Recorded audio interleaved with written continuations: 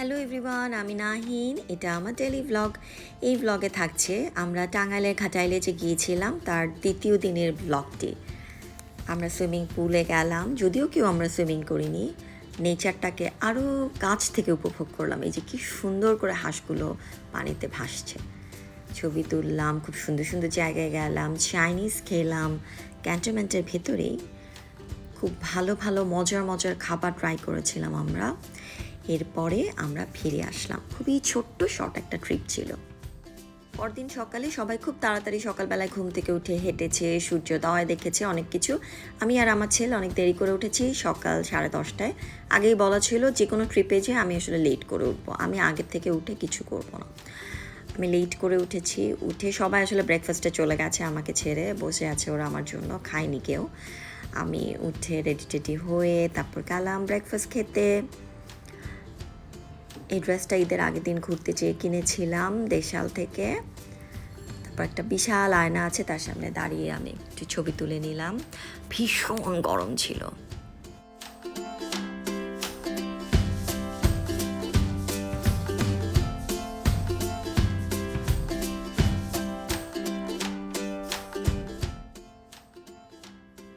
ঘাটাইল ক্যান্টনমেন্টটা অনেক বড়। আমাদের দুদিনে আসলে 1.5 দিনের মতো আমরা ছিলাম, আমরা আসলে পুরোটা দেখতে পারিনি। পরের দিন সকালে ব্রেকফাস্ট খেয়ে আমরা যে এখন বেরোলাম তাও কিন্তু পুরোটা দেখতে পারিনি। অনেক বড় একটা ক্যান্টনমেন্ট।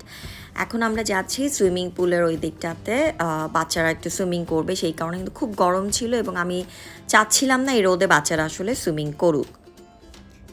এটা হচ্ছে আর্মিদের সব ট্রাক রাখা আছে এই এরিয়াটার মধ্যে। এর পাশ দিয়েই যেতে হবে সুইমিং পুলের দিকে।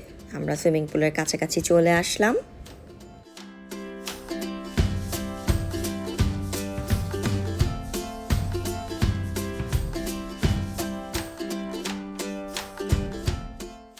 এরপর এটা হচ্ছে বিশাল সেই সুইমিং পুল, কিন্তু এটার উপরে কোনো শেড নাই, এই জন্য সবাই খুব কনফিউজ যে আসলে সুইমিং করবে কিনা।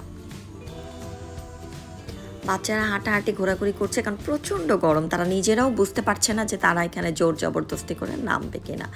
পরে ফাইনালি বাচ্চারাও ডিসাইড করেছে যে তারা আসলে নামবে না, কারণ খুব গরম আর রোদ। এরপর কিছুক্ষণ সুইমিং পুলের কাছে দাঁড়িয়ে আমরা আবার সামনে আরেকটা জায়গায় গেলাম। খুব সুন্দর একটা বাতাস হচ্ছিল, বাতাসটা শরীরে একটা আরাম দিচ্ছিল, যদিও গরম। ওই যে দূরে দাঁড় কাক দেখা যাচ্ছে। ঢাকা শহরে এখন কিন্তু আর কাক দেখা যায় না, কাকের শব্দ কিন্তু আর এখন পাবেন না, খেয়াল করলে দেখবেন।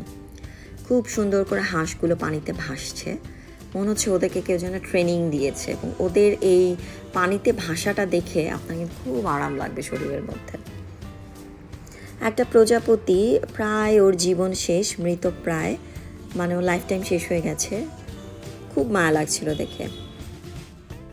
আমাদের রুবায়াত তার নানা ধরনের সরঞ্জাম নিয়ে এসেছে, ইকুইপমেন্টস ছবি তোলার জন্য।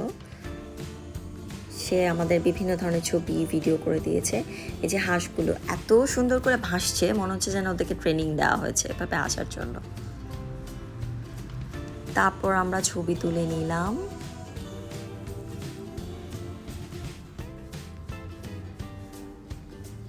আমি পছন্দ করি অনেক ছবি তুলতে, আমার ছেলে একদমই পছন্দ করে না এখন আর ছবি তুলতে।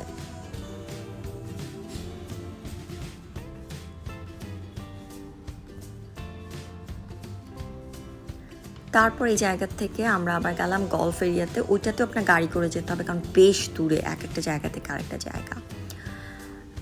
গলফের এখানে যেয়ে দেখি এরকম ঘাসের মধ্যে সাদা ফুল হয়ে আছে, বাতাসে দোল খাচ্ছে, খুব সুন্দর।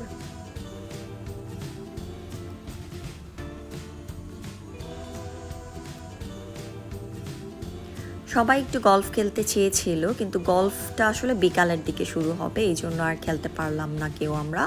কারণ হচ্ছে জিয়ার যে বাবা উনি যাচ্ছেন হচ্ছে, আঙ্কেল যাচ্ছে অস্ট্রেলিয়াতে, এবং আজকে রাতেই ফ্লাইট, তো সেই কারণে সবাইকে ফিরতে হবে।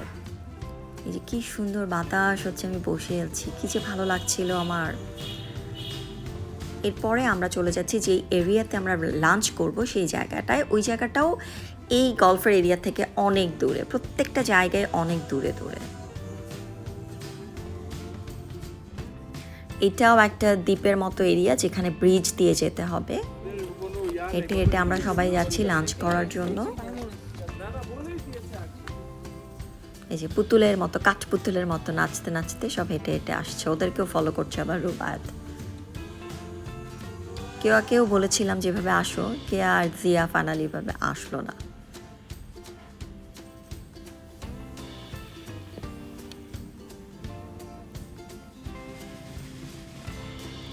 এই জায়গাটা খুব সুন্দর, এখানে বসলাম আমরা একটু সামনে একটা এরিয়া জায়গাতে, ওখানে আমাদেরকে আবার ফ্রেঞ্চ ফ্রাইজ ভেজে দিল, এত মজা হয়েছিল ফ্রেঞ্চ ফ্রাইজটা। এই যে আমার অ্যাজ ইউজুয়ালি ঢং করে নিলাম।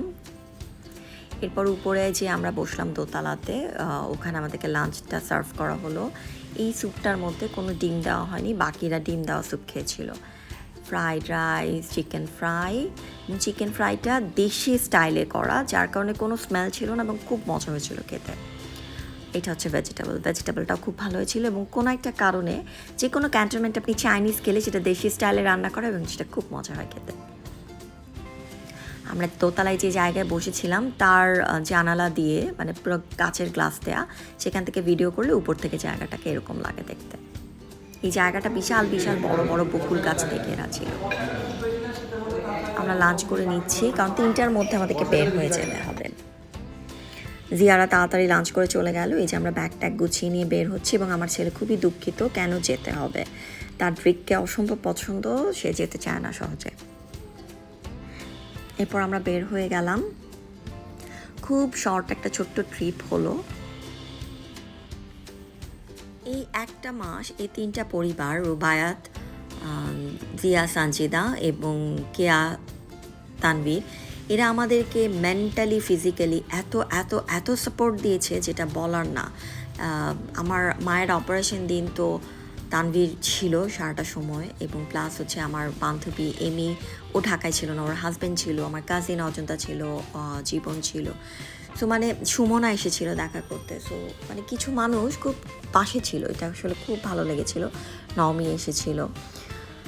তো যেটা হয়েছে যে এই একটা মাস এই কয়জন মানুষ, স্পেশালি কেয়া, তানভীর, সানজিদা, জিয়া এবং রুবায়াত প্রতিনিয়ত আমাদের পাশে ছিল। আপনার খুব সমস্যার সময় বা বিপদের সময় আপনি বুঝতে পারবেন কোন মানুষগুলো আসলে আপনার খুব পাশে থাকে, কাছে থাকে।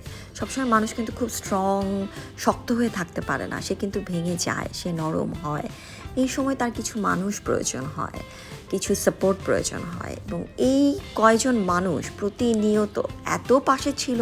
আমি যত জীবন বেঁচে থাকবো আমি আসলে মানে গ্রেটফুল থাকবো, আমি কৃতজ্ঞ থাকবো, এবং আমার পক্ষে যতটুকু এদের জন্য করা সম্ভব আমি সবসময় এদের জন্য করবো। আমি খুবই গ্রেটফুল যে পুরোটার সময় এরা আসলে পাশে থেকে আমাকে মেন্টালি অনেক অনেক অনেক সাপোর্ট দিয়েছে। আমি গ্রেটফুল। এই পুরো সার্কেলটাই আমার হাজব্যান্ডের বন্ধুদের, আর হাজব্যান্ডের বেসিক্যালি বন্ধু এরা এখন আমারও বন্ধু হয়ে গেছে। এবং আমার এই স্ট্রেসের কারণেই কিন্তু এই ছোট্ট একটা ট্রিপ অ্যারেঞ্জ করা, যে যত যাই হোক আমরা একটা ছোট্ট ট্রিপ দিতে চাই। এবং আগেই বললাম যে জিয়ার বাবা কিন্তু অস্ট্রেলিয়ায় যাবে, তারপরেও খুব হুড়াহুড়ি করে এই ট্রিপটা অ্যারেঞ্জ করা হয়েছে। আমি সত্যি খুব কৃতজ্ঞ পুরো সার্কেলটার কাছে। আমরা ফিরে আসছি, আমার ছেলের যদিও খুব মন খারাপ যে এত ছোট্ট একটা ট্রিপ। সূর্য ডুবে ডুবে যাচ্ছে এবং আমার তীব্র মাইগ্রেনের পেইন শুরু হয়েছিল। আমরা ফিরে আসছি, কিন্তু ফিরে এসেও আবার হঠাৎ করে রাস্তাতেই প্ল্যান হলো, সবাই আবার আমাদের বাসায় আসলো, জিয়া এবং সানজিদা ছাড়া, যেহেতু আঙ্কেল চলে যাচ্ছে দেশের বাইরে। তো সবাই আবার রাত পর্যন্ত আমাদের বসে থাকলো এবং আমরা একটা ফিল্ম দেখলাম সবাই মিলে একসাথে বসে।